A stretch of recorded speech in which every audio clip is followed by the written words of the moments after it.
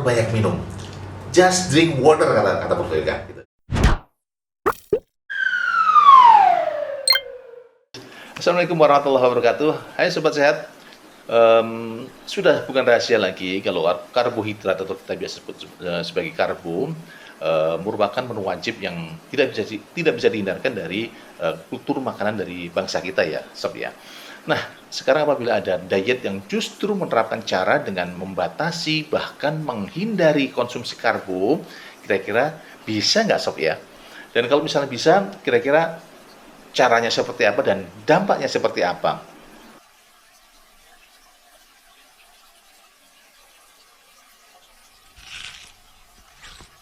Oke, sobat semuanya, masih dengan kami Kata Medika ya. Kita akan ngobrolin kali ini topik diet yang banyak banget diadopsi saat ini, yaitu tipe diet rendah karbohidrat atau rendah karbo. Oke, sebelum kita lanjut, seperti biasa untuk sobat semuanya yang baru join, silahkan untuk subscribe, like, komen, dan share channel ini. Sobat sehat, diet rendah karbohidrat adalah suatu pola makan di mana asupan karbohidrat dibatasi secara signifikan. Karbohidrat adalah suatu makronutrien utama yang ditemukan dalam makanan seperti roti, pasta, nasi, biji-bijian, buah-buahan, dan sayur-sayuran. Dalam diet rendah karbohidrat, jumlah karbohidrat yang dikonsumsi umumnya dibatasi untuk merangsang tubuh memasuki keadaan metabolisme yang dikenal sebagai ketosis, yaitu ketika tubuh mulai menggunakan lemak sebagai sumber utama energi dan bukan karbohidrat seperti biasanya. Oke, sobat sehat, dalam kondisi normal, tubuh menggunakan glukosa yang berasal dari karbohidrat sebagai bahan bakar utama. Namun, ketika asupan karbohidrat ini sangat dibatasi dengan diet tadi, tubuh mulai mengurai lemak menjadi senyawa yang disebut keton dan dapat digunakan sebagai sumber energi alternatif. Sobat semua, objektif atau tujuan diet rendah karbohidrat ini adalah biasanya ada dua macam, yaitu yang pertama adalah untuk menurunkan berat badan atau mengelola kondisi medis, seperti misalnya untuk pasien-pasien dengan diabetes tipe 2, misalnya seperti itu. Sobat sehat semua, ada beberapa variasi diet rendah karbohidrat yang populer di kalangan para diet mania. Di antaranya adalah yang pertama, yaitu diet ketogenik atau diet keto. Ini udah biasa kita dengar ya. Diet ini sangat rendah karbohidrat, biasanya kurang dari 50 gram karbohidrat per harinya dan tinggi lemak gitu ya. Tujuannya adalah menginduksi ketosis dan mendorong tubuh membakar lemak sebagai bahan bakar utamanya. Tipe yang kedua yaitu diet rendah karbohidrat moderat. Dalam variasi ini karbohidrat dibatasin tetapi tidak seketat diet keto. Asupan lemak dan protein relatif lebih tinggi daripada diet standar. Kemudian yang ketiga adalah tipe Atkins diet. Ya, diet ini terdiri dari beberapa fase, di mana fase awal adalah fase ketogenik yang sangat rendah karbohidrat. Kemudian fase-fase berikutnya secara bertahap memperkenalkan lebih banyak karbohidrat, tetapi tetap membatasi mereka. Yang keempat adalah diet rendah karbohidrat lainnya, misalnya seperti diet paleo dan sebagainya.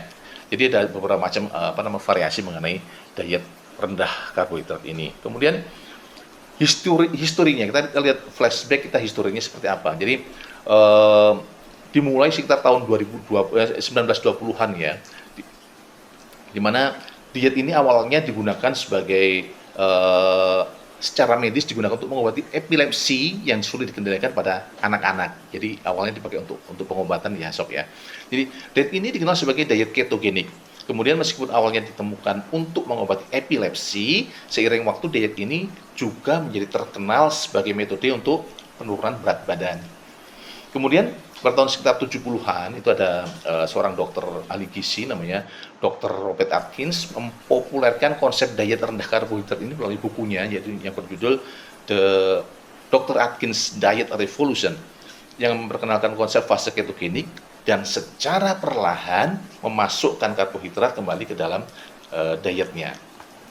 Oke, meskipun diadopsi oleh banyak sekali kalangan, tapi pendekatan diet tipe ini masih tetap mengundang banyak kontroversi dan perdebatan dalam komunitas medis dan ilmiah ya, sob ya, terutama terkait efek jangka panjangnya terhadap kesehatan dan keberlanjutannya. Oke. Kemudian kita masuk ke kelebihan dari diet rendah karbohidrat ini. Jadi diet ini mempunyai benefit yang pertama untuk penurunan berat badan yang sangat cepat, di mana sudah banyak orang yang melaporkan penurunan berat badan yang cepat saat mengikuti diet rendah karbohidrat ini, terutama pada fase awal diet ketogenik. Yang kedua, yaitu pengendalian gula darah. Jadi diet rendah karbohidrat ini dapat membantu mengembalikan kadar gula darah, terutama untuk individu dengan penyakit diabetes tipe 2. Jadi, asupan karbohidrat yang rendah ini dapat mengurangi lonjakan gula setelah makan ya. Gitu. Yang ketiga, peningkatan fungsi metabolik. Beberapa penelitian menunjukkan bahwa diet rendah karbohidrat ini dapat meningkatkan sensitivitas insulin dan memperbaiki profil lipid darah, termasuk peningkatan kadar kolesterol baik, yaitu HDL, dan penurunan trigliseridnya. Yang keempat adalah sumber energi alternatif, di mana dalam kondisi ketosis, tubuh menggunakan lemak sebagai sumber energi utama yang dapat menguntungkan bagi mereka yang ingin meningkatkan daya tahan fisik dan mentalnya. Oke, sobat semuanya, jadi selain kelebihan-kelebihan atau benefit-benefit yang saya sebut tadi di atas itu, diet rendah karbo ini juga mempunyai kelemahan dan risiko apabila diterapkan oleh sobat semuanya, yang dilaporkan itu seperti ini misalnya. Yang pertama itu adanya defisiensi nutrisi, yaitu karena dengan mengurangi asupan karbohidrat yang masuk dalam tubuh, itu bisa mengakibatkan berkurangnya serat, vitamin, kemudian mineral. Yang kedua adalah adanya pembatasan makanan sehat. Diet rendah karbohidrat ini mungkin membatasi konsumsi buah-buahan, biji-bijian utuh, dan sayuran tertentu yang mengandung justru karbohidrat sehat dan nutrisi yang penting. Kemudian yang ketiga adalah efek samping awal, di mana selama fase awal diet rendah karbohidrat ini, beberapa orang mengalami efek samping seperti kelelahan, sakit kepala, kemudian gangguan pencernaan, atau yang biasa disebut sebagai flu keto. Kemudian yang keempat adalah ketosis yang berlebihan. Ternyata ketosis yang berlebihan juga nggak bagus ya sob ya. Jadi tingkat ketosis yang sangat tinggi dan berkepanjangan dapat menyebabkan masalah kesehatan seperti gangguan ginjal, dehidrasi, dan ketonemia, yaitu tingkat keton dalam darah yang terlalu tinggi.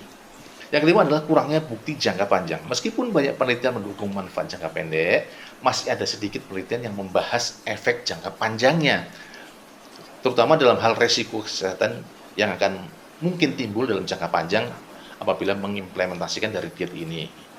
Oke sobat semuanya, setelah kita membahas mengenai kelebihan, kekurangannya, kira-kira kita lihat implementasinya dalam kehidupan sehari-hari.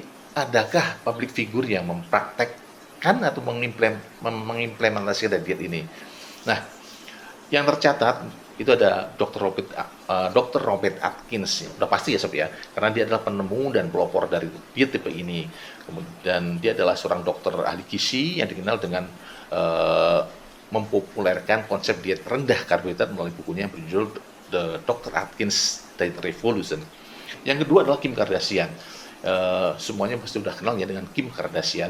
Dia adalah salah satu public figure yang terkenal di Amerika sana yang mempraktekkan diet tipe ini. Kemudian ada LeBron James yaitu mungkin sobat semua yang yang suka basket ya pasti akan kenal dengan sosok yang satu ini. Dia pemain basket NBA dan beberapa kali memperoleh MVP, dan dia adalah public figure yang juga mempraktekkan diet dengan tipe ini, diet rendah karbohidrat. Oke, jadi tadi adalah beberapa public figure yang sudah mempraktekkan atau mengimplementasikan dari diet dengan tipe ini, diet rendah karbo. Jadi sobat semua kalau ingin mengadopsi diet dengan tipe ini nggak usah khawatir, karena memang sudah banyak yang mempraktekkan dan terbukti efektif dari objektif yang ingin dicapainya, mungkin menurunkan berat badan dan sebagainya. Oke, sobat sehat semuanya, berikut adalah pesan dari Kata Medika bahwa setiap orang memiliki kebutuhan nutrisi yang berbeda, sehingga sebaiknya tetap berkonsultasi dengan profesional kesehatan sebelum sobat semuanya memulai atau mempraktekkan setiap tipe diet apapun. Apalagi kalau ada kebiasaan makan yang berubah drastis atau sangat signifikan, sehingga dengan demikian objektif atau tujuan diet sobat semuanya benar-benar dapat tercapai. Oke, terima kasih sudah menyimak video ini. Sekali lagi jangan lupa untuk subscribe, untuk like, dan komen. See you later in the next video. Assalamualaikum warahmatullahi wabarakatuh.